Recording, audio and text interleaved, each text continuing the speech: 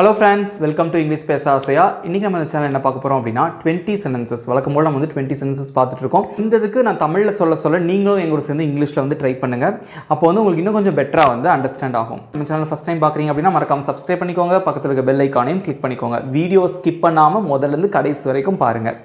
Okay friends, வீடியோக்குள்ள போலாம். Okay friends, first நம்ம பார்க்க போற சென்டென்ஸ் என்ன அப்படினு பாத்தீங்கன்னா கொஞ்சம் பரவாயில்லை அப்படினு சொல்லணும். கொஞ்சம் பரவாயில்லை அதுக்கு எப்படி இங்கிலீஷ்ல சொல்வீங்க? little bit better. Little bit better, கொஞ்சம் பரவாயில்ல. அடுத்தது நம்ம பார்க்க போற சென்டென்ஸ் பெரியவங்களை மதிக்கணும் அப்படி நம்ம சொல்லுவாங்கல்ல, வீட்ல நிறைய சொல்லுவாங்க நமக்கு பெரியவங்களை மதிக்கணும். அதுக்கு எப்படி இங்கிலீஷ்ல சொல்லலாம்? Respect elders. எல்டர்ஸ் அப்படினா மூத்தவங்க, ரெஸ்பெக்ட் அப்படினா மரியாதை கொடுக்கிறது. ரெஸ்பெக்ட் எல்டர்ஸ், பெரியவங்களை மதிக்கவும்.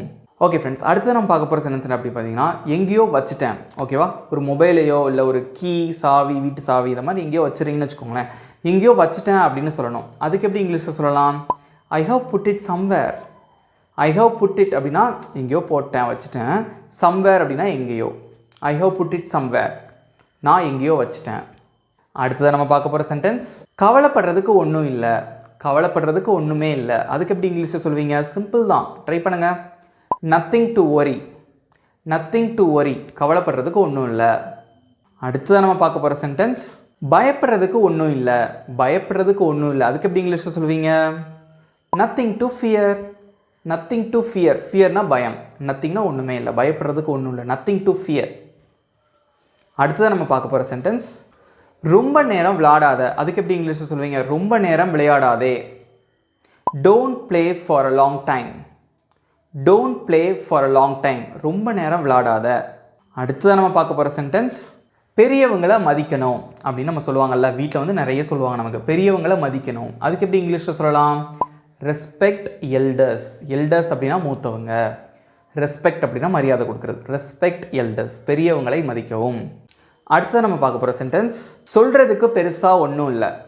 சொல்றதுக்கு பெருசா ஒண்ணும் இல்ல. அதுக்கு எப்படி இங்கிலீஷ்ல சொல்வீங்க? nothing much to say. nothing much to say. nothing much அப்படினா பெருசா ஒண்ணும் இல்ல. to say அப்படினா சொல்றதுக்கு. nothing much to say, சொல்றதுக்கு பெருசா ஒண்ணும் இல்ல. அடுத்து நம்ம பார்க்க போற சென்டென்ஸ் உனக்கு டயர்ட் ஆயிருச்சா. ஓகே, உனக்கு டயர்ட் ஆயிருச்சா. அதுக்கு எப்படி இங்கிலீஷ்ல கேட்பீங்க? have you get tired. have you get tired, உனக்கு டயர்ட் ஆயிருச்சா. அடுத்து நம்ம பார்க்க போற சென்டென்ஸ் நேத்து நான் பிஸியா இருந்தேன். நேத்து நான் பிஸியா இருந்தேன். அதுக்கு எப்படி இங்கிலீஷ்ல சொல்வீங்க? I was busy yesterday. I was busy yesterday. நேத்து நான் பிஸியா இருந்தேன். அடுத்து நம்ம பார்க்க போற சென்டென்ஸ் நான் இப்ப கிளம்பணும். நான் இப்ப கிளம்பணும். அதுக்கு எப்படி இங்கிலீஷ்ல சொல்வீங்க? I have to leave now. now அப்படினா இப்பொழுது, leave-னா கிளம்புறது, have to-னா கிளம்பியே ஆகணும். I have to leave now. நான் இப்ப கிளம்பணும் அல்லது நான் இப்ப கிளம்பி ஆகணும். அடுத்து நம்ம பார்க்க போற சென்டென்ஸ் எனக்கு லேட் ஆகுது. எனக்கு லேட் ஆகுது. இதை எப்படி இங்கிலீஷ்ல சொல்லுவீங்க? I am getting late. I am getting late. எனக்கு லேட் ஆகுது. நீ ஒத்துக்கிறியா. நீ ஒத்துக்கிறியா. அதுக்கு எப்படி இங்கிலீஷ்ல கேட்பீங்க? Do you agree? Do you agree? நீ ஒத்துக்கிறியா. அடுத்து நம்ம பார்க்க போற சென்டென்ஸ் நான் ஒரு தப்பு பண்ணிட்டேன். அதுக்கு எப்படி இங்கிலீஷ்ல சொல்வீங்க? ட்ரை பண்ணுங்க கூட சேர்ந்து. நான் ஒரு தப்பு பண்ணிட்டேன். I made a mistake. I made a mistake. நான் ஒரு தப்பு பண்ணிட்டேன். அடுத்து நம்ம பார்க்க போற சென்டென்ஸ் என் ஃபோன்ல சார்ஜ் காலி ஆயிருச்சு. வழக்கமா நம்ம சொல்றது தானே. அதுக்கு எப்படி இங்கிலீஷ்ல சொல்வீங்க? My phone ran out of charge. My phone ran out of charge. என் ஃபோன்ல சார்ஜ் காலி ஆயிருச்சு. அடுத்து நம்ம பார்க்க போற சென்டென்ஸ் முடியும்னா செய் அப்படின்னு சொல்லுவோம்.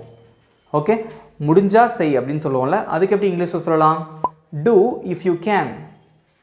do if you can. do-னா செய், if you can அப்படினா உன்னால முடிஞ்சா. do if you can, உன்னால முடிஞ்சா செய். அடுத்து நம்ம பார்க்க போற சென்டென்ஸ் உனக்கு எது வேணாலும் வாங்கிக்கோ. ஒரு கடைக்கு போறோம், சின்ன குழந்தையை கூட்டி போறோம். பாத்துக்கோமா, எந்த பொம்மைனாலும் வாங்கிக்கோ, எதுனாலும் வாங்கிக்கோ அப்படின்னு சொல்லுவோமா. உனக்கு எதுனாலும் வாங்கிக்கோ. அதுக்கு எப்படி இங்கிலீஷ்ல சொல்லலாம்? buy anything you want. buy anything you want. buy anythingனா எதுனாலும் வாங்கிக்கோ. எதுனாலும் வாங்கிக்கோ. you want, நீ விரும்புறத, நீ உனக்கு ஆசைப்பட்டது எதுனாலும் வாங்கிக்கோ. Okay, buy anything you want. அடுத்து நம்ம பார்க்க போற சென்டென்ஸ் என் வண்டி பஞ்சர் ஆயிருச்சு. என்னோட வண்டி பஞ்சர் ஆயிருச்சு. அதுக்கு எப்படி இங்கிலீஷ்ல சொல்வீங்க? my tire went flat. my tire went flat. flatனா என்னது? காத்தெல்லாம் இறங்கி புஷ்ன்னு போயிருச்சு, பஞ்சர் ஆயிருச்சு. ஓகே, அடுத்ததாக நம்ம பார்க்க போகிற சென்டென்ஸ், நான் பேசுகிறத கவனி. நான் பேசுகிறத கவனி. அதுக்கு எப்படி இங்கிலீஷில் சொல்லுவீங்க? Listen to me. Listen to me. லிசன்னா கவனி, டு மீனா என்ன கவனி. Listen to me. ஓகே. அடுத்ததாக நம்ம பார்க்க போகிற சென்டென்ஸ், வாழைப்பழத்தை உரிக்கணும் அப்படின்னு சொல்கிறீங்க. வாழைப்பழத்தை உரிக்கவும். அதுக்கு எப்படி இங்கிலீஷில் சொல்லுவீங்க? Peel the banana. Peel the banana. வாழைப்பழத்தை உரிங்க. ஓகே ஃப்ரெண்ட்ஸ், ஸோ இவ்வளோ தான் வந்து அந்த 20 சென்டென்சஸ். ஸோ இதே மாதிரி உங்களுக்கு வந்து ஏதாவது ஒரு சென்டென்ஸ்க்கு வந்து மீனிங் தெரிஞ்சுக்கணும் அப்படின்னு நினச்சிங்கன்னா அதையும் கமெண்ட்ஸில் போஸ்ட் பண்ணுங்கள். இன்னும் அப்கமிங் வீடியோஸில் வந்து அதுக்கு என்ன வரும், இங்கிலீஷில் வந்து எப்படி சொல்லலாம் அப்படிங்கிறத வந்து நான் உங்களுக்கு அப்லோட் பண்ணுறேன். அதே மாதிரி இந்த 20 சென்டென்சஸ் வந்து பார்த்துட்டு மட்டும் நீங்கள் வந்து அப்படியே ஸ்கிப் பண்ணிட்டு போயிடாதீங்க. ஸோ அதை வந்து டெய்லி வந்து ப்ராக்டிஸ் பண்ணுங்கள். ஸோ ப்ராக்டிஸ் வந்து ரொம்ப ரொம்ப இம்பார்ட்டண்ட். அதனால் என்ன பண்ணணும் அப்படின்னா, எல்லா சென்டென்ஸுமே இப்படி தான். ஸோ இந்த 20 சென்டென்சஸ் அப்படின்னு கிடையாது. ஸோ என்னென்ன விஷயம் வந்து நீங்கள் வந்து இங்கிலீஷில் அப்படி லேர்ன் பண்ணிக்கிறீங்களோ அதை வந்து என்ன பண்ணணும் அப்படின்னா நீங்கள் டெய்லி வந்து ப்ராக்டிஸ் பண்ணி பாருங்கள். ஸோ அது வந்து ரொம்ப ரொம்ப ரொம்ப இம்பார்ட்டண்ட்.